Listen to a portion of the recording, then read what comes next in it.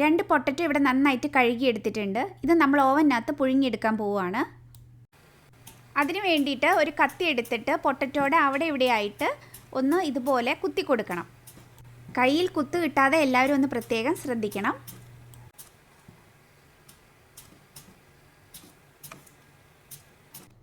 ഇനി പൊട്ടറ്റോ എടുത്തിട്ട് ഇതുപോലെ ഓവൻ സേഫ് ആയിട്ടുള്ള ഒരു ബൗളിൽ വെച്ച് കൊടുക്കാം. അതിനുശേഷം ഇതിലേക്ക് കുറച്ച് വെള്ളം ഒഴിച്ചു കൊടുക്കണം. 1 കപ്പ് വെള്ളം ഒഴിച്ചു കൊടുത്തിട്ടുണ്ട്. ഇനി ഇതൊരു അടപ്പ് വെച്ച് അടച്ചിട്ട് നമുക്കിത് ഓവനകത്തേക്ക് വെച്ച് കൊടുക്കാം.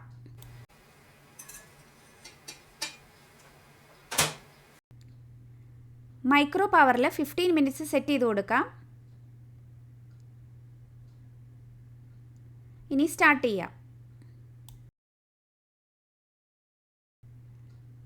ഏകദേശം ഒരു പകുതി സമയമാകുമ്പോൾ, അതായത് ഒരു 8 മിനിറ്റ് ബാക്കിയുള്ളപ്പോഴാണ് ഞാനിപ്പോൾ ഇവിടെ നമ്മുടെ ഓവൻ ഒന്ന് പോസ് ചെയ്ത് കൊടുത്തിട്ടുണ്ട്. ഇനി നമുക്ക് ഇതിൻ്റെ അടപ്പ് തുറന്ന് ഈ പൊട്ടറ്റോ ഒന്ന് തിരിച്ചു വെച്ച് കൊടുക്കണം.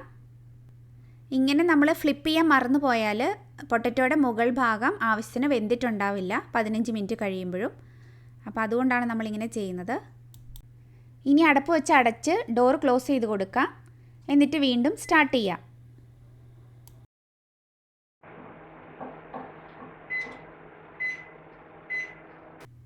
ഇപ്പോൾ ഇവിടെ 15 മിനിറ്റ് കംപ്ലീറ്റ് ആയി, ഓവൻ സ്റ്റോപ്പായി.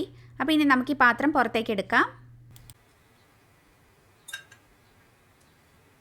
ഇനി നമുക്ക് പൊട്ടറ്റോസ് ഒന്ന് കട്ട് ചെയ്ത് നോക്കാം.